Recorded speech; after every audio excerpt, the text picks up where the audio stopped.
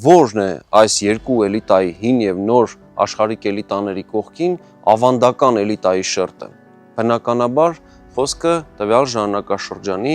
հայ մտավորականություն իբրև ներկայացող հայ հոգեորականության մասին։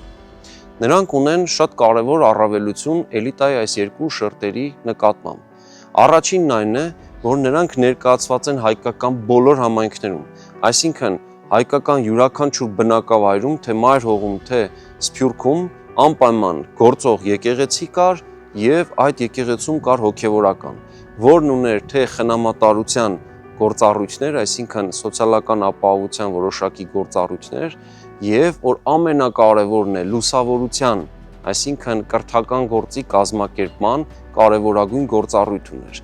Այս ամենը բնականաբար նրանց հոգևոր սպասավորության հետ եւ նրանց գլխավոր առաքելության, այսինքն մարդկանց դեպի հոգու փրկություն